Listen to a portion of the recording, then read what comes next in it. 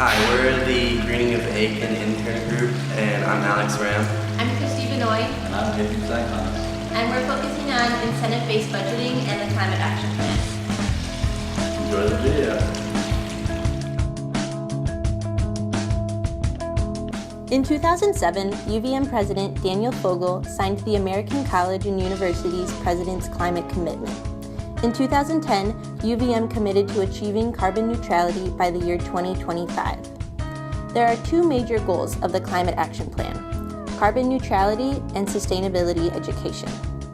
The major strategies discussed in UVM's Climate Action Plan includes continuing to focus on reducing energy use, making a switch from fossil fuels to local renewable energy, and engaging with the energy and carbon markets by purchasing renewable energy credits.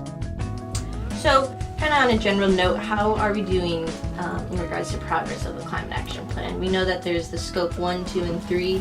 Are we kind of on par with where we're supposed to be right now? Yeah, so Scope 1 is our direct emissions, right? Mm-hmm. So we burn fossil fuels to heat and cool our buildings. Great. So those are our direct emissions that we're responsible for. Mm-hmm. And the goal of being carbon neutral on our direct emissions is out a few years. Mm-hmm. I think 2020, if I remember correctly. Scope 2 is our indirect emissions from our electricity purchase. Mm-hmm. And my understanding is that we're already carbon neutral on that because we've worked with our local utility, Burlington Electric Department, Mm-hmm. and because they've purchased renewable energy credits on our behalf. We're also farther along on that one because we've invested a lot of money and a lot of time over the last decades to have more efficient buildings, more efficient motors, more efficient labs, more efficient windows, more efficient heating, everything. Like, first you got to reduce what you need, and renewables in that sense kind of becomes the last option, right?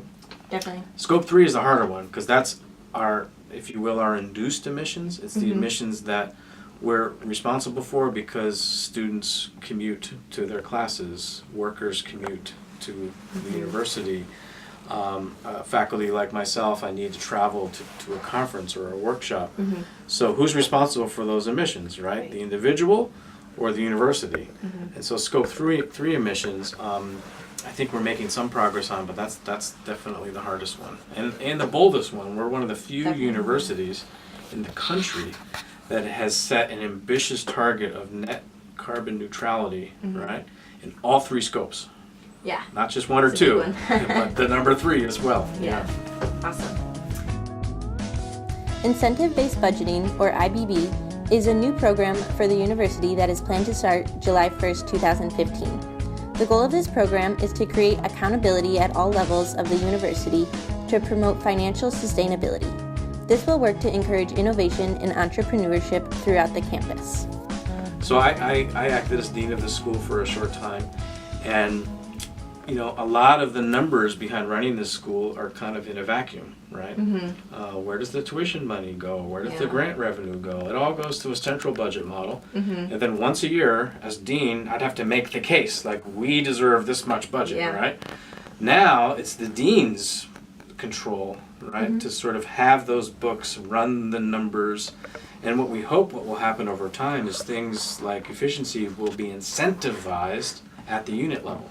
Right. So now if I'm running a department, or I'm running a school, or I'm running a research institute, or I'm running a lab, there's an incentive for me to save energy because the savings comes back to my unit instead of just evaporating. For the Climate Action Plan, we wanted to see if the Rubenstein School was actually making improvements on energy usage. So we collected most of our data off of schoolview.com. Here's our... The first graphs you'll see are for Bittersweet and Johnson House. The bar all the way to the left represents an average of 2006 and 2007 data, which is right before the Climate Action Plan was signed. The second bar is an average of 2013 and 2014 is the newest data that we have. And the third is an estimate for the energy usage with upgrades that are already installed in Bittersweet and soon to come for Johnson. These estimates were made by Rich Walbeck, who is an energy specialist at UVM. This is a graph of the Rubenstein Laboratory.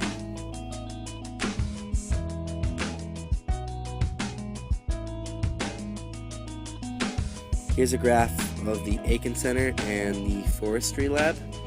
Believe it or not, the Aiken Center data for heating and cooling may be lower because the current one we're using is based off of a model. Forestry Lab has a higher total energy use than before the Climate Action Plan because Rubenstein School recently received the building 2 years ago, but the changes will be made soon. Here's a graph of the total energy usage of all 5 Rubenstein buildings, then and now. As you can see, it is much less than before, and that means we actually are making a difference on our carbon footprint. Next, for IBB, we wanted to see how much energy the 5 buildings were using per square foot. So we used the most recent energy upgrade data, and here it is. This graph shows the price per square foot of all 5 Rubenstein buildings.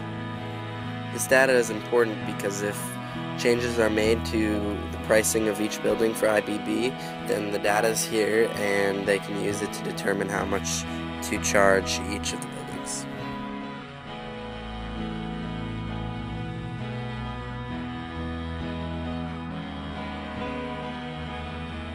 It's pretty darn clear that we're trying to educate and graduate champions of environmental change, right? Can we align that with our practice? Great. Awesome. All right, I think that's all we have. Yeah?